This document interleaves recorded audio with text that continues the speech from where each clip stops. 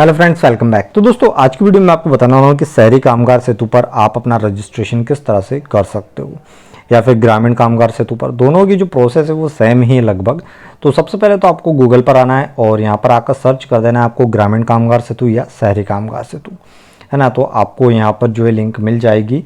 अब भाई आपको जिस पे भी रजिस्ट्रेशन करना है, यानी कि शहरी या ग्रामीण दोनों, आपको लिंक यहाँ पर मिल जाएगी। आप यहाँ पर क्लिक कर लें। तो मैं यहाँ पर अभी शहरी कामगार सेतु वाला रजिस्ट्रेशन आपको कर दिखाने वाला हूँ कि किस तरह से आप कर सकते हो, और सेम ऐसा ही आप ग्रामीण कामगार सेतु वाला भी कर सकते हो।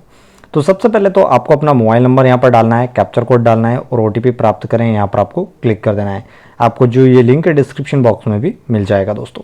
तो आपको यहाँ पर अपना मोबाइल नंबर, कैप्चर कोड डालना है और OTP प्राप्त करें, यहाँ पर आपको क्लिक कर देना है। आपके मोबाइल नंबर पर एक OTP आएगा, वो OTP आपको यहाँ पर सबमिट करना होगा, यानी कि आपका मोबाइल नंबर यहाँ पर वेरीफाई करना होगा। ठीक है, तो आप अपना मोबाइल नंबर डाल दें, कैप्चर कोड डाल दें और OTP प्राप्त करें, यहाँ पर क्लिक कर दें। आपके मोबाइल पर एक OTP आएगा, वो उसको आपको यहाँ पर डालना होगा। आप यहाँ पर जैसे ही OTP डालोगे तो यहाँ पर जो पुनः प्राप्त करें लिखा हुआ है ये यहाँ पर बंद हो जाएगा, यानी कि यहाँ पर आप क्लिक नहीं कर सकते। अगर OTP नहीं आता है तो आपको यहाँ पर क्लिक करना है, अन्यथा यहाँ पर मतलब ये यहाँ पर हट जाएगा ऑप्शन, है ना। तो यहाँ पर आप क्लिक नहीं कर पाओगे। फिर आपको जिला चुन लेना है, फिर यहाँ पर आपको नगरीय निकाय चुन लेना है आपका। इसके बाद रोजगार चुनें। अब आप क्या काम करते हो, यानी कि पथ विक्रेता हो या फिर ठीक है, या कामकाजी महिला, जो भी है भैया आप यहाँ से मतलब चुन लें। ठीक है, आपका जो भी काम है। इसके बाद सबमिट कर दें। सबमिट करने के बाद आप यहाँ पर जो है आगे बढ़ जाओगे। इसके बाद आपको अपना आधार वेरीफाई करना होगा यहाँ पर। तो सबसे पहले तो आप अपना आधार का जो नंबर है वो यहाँ पर डाल दें और कैप्चर कोड डाल दें, और यहाँ पर जो घोषणा वाला ऑप्शन है इस पर टिक कर दें, है ना। तो इतना काम आप यहाँ पर कर दें, और इसके बाद आप OTP और बायोमेट्रिक दोनों से अपना आधार वेरिफिकेशन कर सकते हो। तो भाई जैसा भी आपको उचित लगे। तो यहाँ पर मैं अभी OTP वाला ऑप्शन ले रहा हूँ। 1 टाइम OTP से हम हमारा आधार वेरिफिकेशन यहाँ पर करेंगे। तो OTP प्राप्त करें, यहाँ पर आपको क्लिक करना है और OTP यहाँ पर आ जाएगा, जो आपको यहाँ पर सबमिट करना है और इसे वेरीफाई करें, यानी कि सत्यापित कर देना है आपको। तो आपका आधार नंबर यहाँ पर वेरीफाई हो जाएगा। इसके बाद देखिए आपको यहाँ पर अपना फ़ोटो अपलोड करना होगा। तो आप अपना पासपोर्ट साइज़ फ़ोटो यहाँ पर अपलोड कर दें, ठीक है, फ़ोटो वाले ऑप्शन पर, और यहाँ पर आपकी जानकारी आ जाएगी आधार से निकलकर, जो कि यहाँ पर आप देख सकते हो। इसके बाद आपको नेक्स्ट स्टेप पर क्लिक कर देना है। अब आपको यहाँ पर अपना परिवार ID सबमिट डालना होगा और गेट मेंबर डिटेल्स पर क्लिक करना होगा। तो यहाँ पर जो भी आपके ID में सदस्य हैं वो यहाँ पर आ जाएंगे, उनके नाम। अब यहाँ पर भाई जो भी सदस्य के नाम आ रहे हैं, अब इनमें से काम में सहायक कौन है, यानी कि आपके साथ कौन काम करता है, यानी कि कौन हेल्प करवाता है आपकी, उसके आगे आपको टिक करना होगा। यहाँ पर आपको टिक करना होगा। तो जो भी आपकी हेल्प करवाता है सदस्य आपके परिवार में से, उसके आगे आपको यहाँ पर टिक करना होगा और फिर से आगे बढ़ जाना है आपको। ठीक है, तो यहाँ पर टिक कर दें और आगे बढ़ जाएं आप। फिर हम यहाँ पर नेक्स्ट स्टेप पर क्लिक कर देते हैं। बाद आपको यहाँ पर कुछ जानकारी है जो कि भरना है अपने बिजनेस से रिलेटेड, यानी कि अब देखिए सबसे पहले आपको व्यवसाय का प्रकार चुन लेना है कि आप क्या काम करते हैं, क्या आपका व्यवसाय क्या है। इसके बाद व्यवसाय की श्रेणी, यानी कि आपका व्यवसाय किस श्रेणी में आता है ना, तो वो आपको यहाँ पर चुन लेना है। आपको सारे ऑप्शन मिल जाएंगे भाई यहाँ पर, जो भी आपका व्यवसाय की श्रेणी में आता है, मतलब आपका व्यवसाय जिस श्रेणी में आता है वो आपको चुन लेना है यहाँ से, है ना। तो यहाँ से आप चुन लें। इसके बाद आपको यहाँ पर कार्यस्थल की स्थिति चुन लेना है ना। तो आप यहाँ से चुन लें भाई। आप मतलब यहाँ पर देखिए 2 ऑप्शन है कि आप जो व्यवसाय करते हैं वो नियमित करते हैं या कभी कभी लगाते हैं, है ना, यानी कि हफ्ते में 1 बार या नियमित, इस तरह से।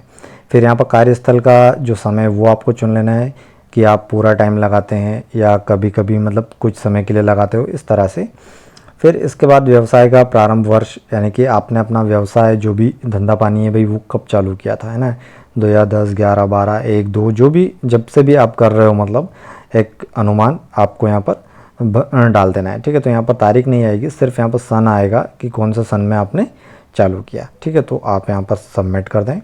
अब इसके बाद यहाँ पर जो आपका जोन है, वेंडिंग जोन, यानी कि आप जहाँ पर दुकान लगाते हो या जहाँ पर आपकी दुकान है वो प्रतिबंधित क्षेत्र में है या अप्रतिबंधित क्षेत्र में है या मुक्त क्षेत्र में है, तो जो भी है भाई आप यहाँ से चुन लें। तो यहाँ पर हम अप्रतिबंधित क्षेत्र यहाँ पर अभी ले रहे हैं ऑप्शन, यानी कि कोई यहाँ पर प्रतिबंध नहीं है, उस क्षेत्र में हमारी दुकान है ना। अब ये वाला जो आप फॉर्म भर रहे हो, अगर इसका कोई सर्टिफिकेट आपके पास हो उसका नंबर, तो आप यहाँ पर डाल सकते हो।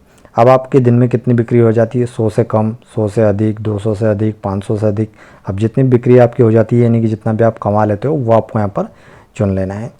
ठीक है, अब यहाँ पर विक्रेता की श्रेणी आपको चुनना होगा और विक्रेता की श्रेणी के बाद आपको यहाँ पर देखिए वार्ड चुन लेना है और यहाँ पर वेंडिंग का जोन चुन लेना है। यहाँ पर विक्रेता की जो श्रेणी है भाई वो चुन लें आप, चलित है कि स्थिर है, यानी कि आप ठेला लगाते हो या फिर एक दुकान है स्थिर आपकी, है ना। इसके बाद कौन से वार्ड में लगाते हो आप, कहाँ कहाँ जाते हो, वो आपको यहाँ पर चुन लेना है, कौन से वार्ड में आप स्थिर हैं तो, और चलित हैं तो उसका ऑप्शन अलग आएगा मतलब, है ना।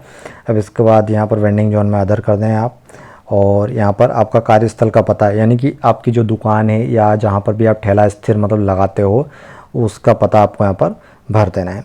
इसके बाद बैंक का विवरण भरना होगा आपको। आपका बैंक का सबसे पहले आप IFSC कोड डाल दें, बैंक का नाम आ जाएगा ऑटोमेटिक, फिर आप 2 बार अपना अकाउंट नंबर डाल दें। इस तरह से आपकी जो बैंक डिटेल है वो भी पूरी हो जाएगी, है ना। तो आप कार्यस्थल का पता डाल दें और इसके बाद बैंक डिटेल्स आपको यहाँ पर भर देना है। बहुत ही सरल है भाई, ठीक है। तो सबसे पहले आप अपना IFSC कोड डाल दें तो बैंक की डिटेल वगैरह आ जाएगी ऑटोमेटिक। इसके बाद अपना खाता क्रमांक डाल दें, आपको 2 बार डालना है ना, जिससे कि आपका अकाउंट वेरीफाई हो जाए। इसके बाद आपको अपना मोबाइल नंबर यहाँ पर दिख जाएगा। फिर इसके बाद यहाँ पर कैटेगरी का ऑप्शन है, आपकी कौन सी कैटेगरी से आते हो आप, जनरल, SC ST OBC जो भी आते हो आपको चुन लेना है। फिर आप कहाँ तक पढ़े लिखे हो, ये वाला ऑप्शन भी यहाँ पर है भाई एजुकेशन का, तो आपने 10वीं 12वीं ग्रेजुएशन जो भी कर रखी हो आप यहाँ पर डाल दें। अब यहाँ पर अपने जो दुकान आप लगाते हो वो कितनी दूर है आपके निवास स्थान से, है ना, तो वो आपको चुन लेना है। अब यहाँ पर देखिए 1 2 3 और 4 ऑप्शन नीचे दिए हुए हैं, यानी कि आयुष्मान का ऑप्शन दिया हुआ है। अगर आपके पास आयुष्मान कार्ड बना हो तो आप यहाँ पर टिक कर सकते हो, है ना। आपके पास कोई पॉलिसी वगैरह हो तो इस तरह से अगर आपके पास हो तो आप टिक करें और नेक्स्ट कर दें। इसके बाद फॉर्म जो आपने भरा है वो आपको फिर से नज़र आ जाएगा, एक बार आप चेक कर लें। यहाँ पर घोषणा वाला ऑप्शन आपको दिखेगा, आपको यहाँ पर टिक करना है, कैप्चर कोड डालना है और सबमिट पर क्लिक कर देना है। तो आप जैसे यहाँ पर सबमिट पर क्लिक करोगे तो आपका जो फॉर्म है वो सबमिट हो जाएगा, ठीक है।